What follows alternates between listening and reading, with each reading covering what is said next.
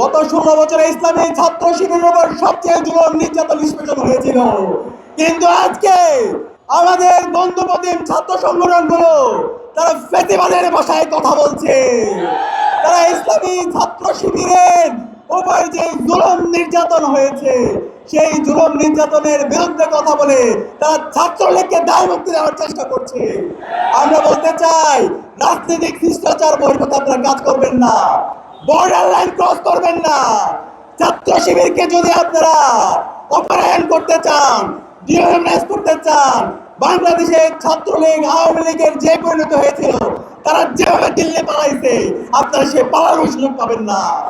আমি আপনাদের অনুরোধ করব, বাংলাদেশের স্বাধীনতা সার্বভৌমত্ব অখণ্ডতার প্রশ্নে জুলাইয়ের শহীদদের আকাঙ্ক্ষার আলোকে নতুন বাংলাদেশ বিনির্মাণ করার জন্য ঐক্যবদ্ধভাবে লড়াই চালিয়ে যাওয়ার জন্য আমাদেরকে আরেকটি অনিবার্য বিপ্লব লাগবে। সেই বিপ্লব হবে ইনসাফের বিপ্লব, ইনশাআল্লাহ।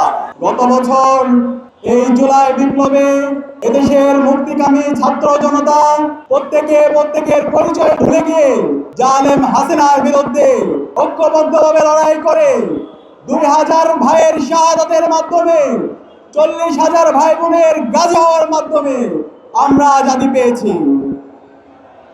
আমরা আজাদি পাওয়ার পর আমাদের প্রত্যাশা ছিল, আমাদের শহীদরা যে জন্য জীবন দিয়েছে, একটি বৈষম্যহীন ইনসাফ ভিত্তিক বাংলাদেশ বিনির্মাণ করা।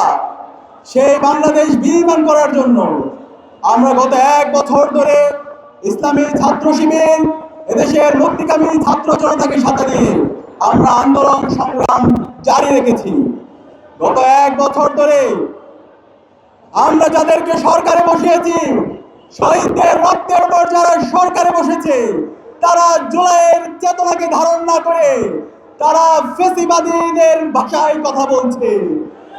আমরা দেখতে পাচ্ছি 1 বছরে তারা এখন পর্যন্ত আমাদের শহীদদের তালিকা প্রকাশ করতে পারেনি।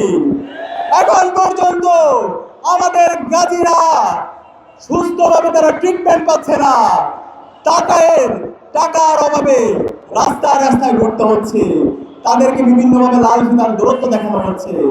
আমরা আজকের বিশাল সমাবেশ থেকে বলতে চাই, অন্তর্বর্তীকালীন সরকারের প্রথম এবং প্রধান দায়িত্ব হচ্ছে, যাদের মাধ্যমে আজকে আমরা আজাদি পেয়েছি, আমাদের এই রাষ্ট্রের শ্রেষ্ঠ সন্তান, এই শহীদদেরকে রাষ্ট্রের শ্রেষ্ঠ সন্তান হিসাবে স্বীকৃতি দেওয়া, শহীদদের পূর্ণাঙ্গ তালিকা করা এবং শহীদ পরিবারের পুনর্বাসনের ব্যবস্থা করা।